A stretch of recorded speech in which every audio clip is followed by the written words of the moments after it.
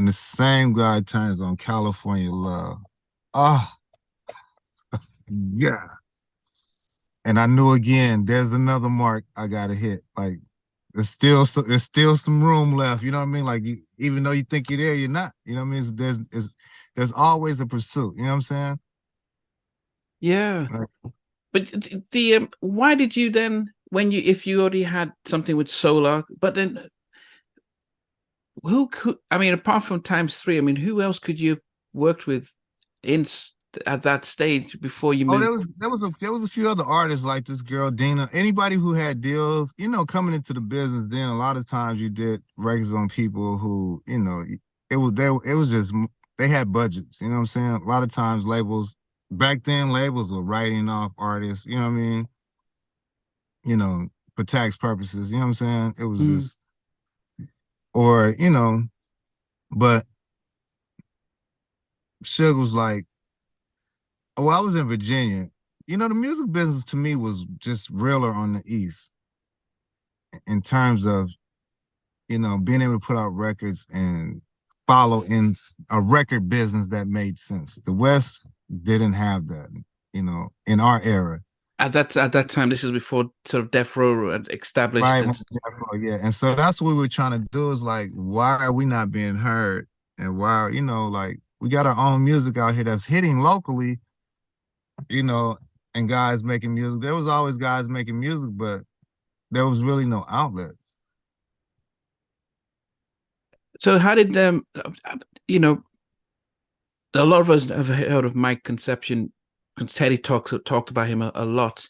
Who was Mhm. Mike, and what kind of person was he? Is who is for you at that stage? Mike is one of the bravest men I ever met. And one of the, just real, man. He took to me and we're family, man.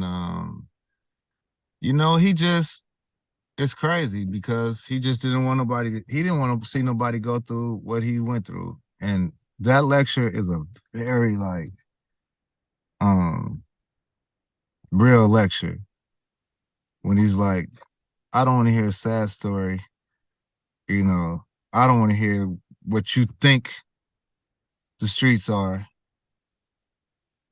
I'm telling you this is what you need to do. I've been there, you know, I know that inside out. He took, first of all, just to show me who he was, he took me to every hood in LA. He can We, get without no problem. man, in a convertible Mercedes, dog, a custom convertible Mercedes, all white. In every project, everything he took me to, man. The only person that's ever done that. Wow, he could cross lines. Were you afraid when he's crossing lines and you're thinking about? Nah, because I had already done it myself. Okay, I'd already like, graduated to a place where, I'm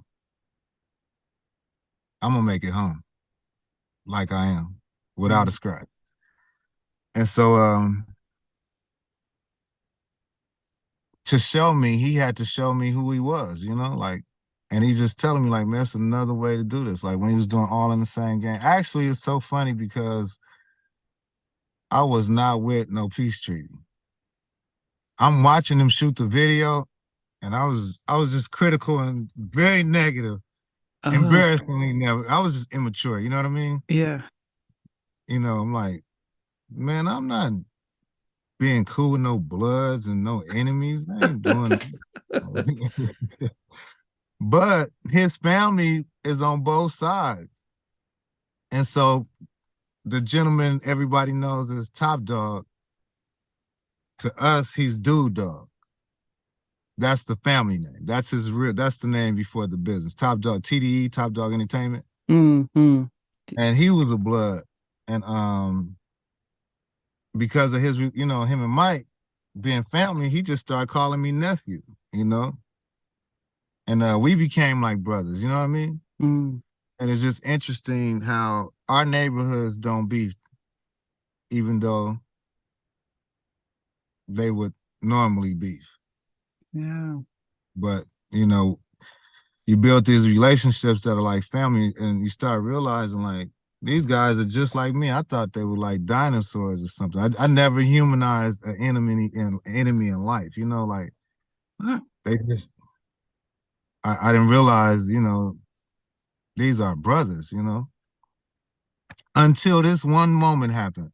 And this is crazy. I really want to get this on record and say this for somebody who might want to see this. I'm on a visit in Las Padrinas, Central Juvenile Hall. There's a guy, his name was ringing in the streets like mine was. I had been getting up in the morning at 6 o'clock in the morning trying to catch this dude catching the bus. I had been looking for, he had a name. I had been looking for this dude. Well, he committed a murder. He got caught for it. He was locked up. I was locked up at the same time. He's sitting there on a visit. I'm sitting there on a visit. We really supposed to get out because I know who he is, but, I don't want to disrespect my parents and have them, standing in line for a visit and get there and say I got into an altercation. You know what I'm saying? So I want to have my visit, and after my visit, I'm like, as soon as this visit is over, I'm taking off on this dude, right? Guess what happened, bro? My mom walked in, his parents walked in, and I'm looking, and my mom is like, my mother and his mother hugging each other, greeting, kissing. My dad is, and his dad is shaking hands, hugging. What?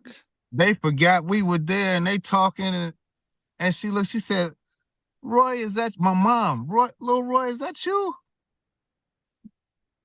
Dude, and it was just like, wait a minute. I was trying to do something to this guy. I would have hurt his family. His mom is hugging me and kissing me and telling me how much she loves me. And dude, I was stalking her son for weeks trying to catch his ass. And that's when I started waking up. Wow. Like this, like we gotta really know who's who. How can you just call somebody an enemy just because they live over there? Like our parents are all friends. A lot of us. You know what I mean? Mm. And that was the first time I had that experience. But it was an eye-opener. Wow. I was like, wow, really? And me and him, we never was cool, but we always gave each other that nod. We were family and enemies at the same time. Yeah. I mean, what I guess there were times when those lines were sort of pushed aside when it came to business because you had someone like Snoop, you had on death row. So did everyone just say, "Oh, well, when we're making money, we put all the stuff aside and just focus on the business at Suge, hand"? and that's why Suge gets such a bad rap, man, because honestly, dude, like what he did and what that did for us, it was the first time we were in the building and Bloods were actually protecting me. Like they're protecting the studio. They were there, they were facilitating. And I got to know these guys just on a different level, and cool with them to this day. And that was the first time it was like, let's take this energy and do something with it. And here we are feeding our families. Everybody's taking care of their children and benefiting. We driving nice cars, we making money, like, and you just realize like poverty and like when you don't have a plan or guidance, that's what creates these things when you don't have a way and a lane. And that's why I always have mixed feelings when people talk so negatively about Suge. I have mixed feelings about it because he he was somebody I could respect. And he vowed to help me get out the streets. And he was one of the people that, helped me make the conversion. He did. He was there. He was like a big brother. Yeah, I think from a outsider's point of view, and I can only just speak from an outsider's point of view, the I think the first point was when Dre leaves, and then the stoking up of the beef with East Coast, and then Pac and Biggie dying. So there was a lot of like, well, who's the common denominator? And so Suge, that's why from an outside point, because we don't know him personally.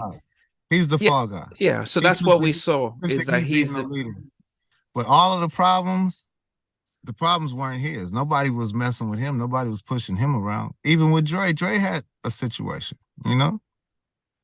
that had to be, like that he needed support in. Is when you go in NWA and you're broke. You were all the hit records, and he really didn't have nothing. I remember seeing Dre come get money, from Mike. Borrowing money. Not to put his business out there, but he's good now.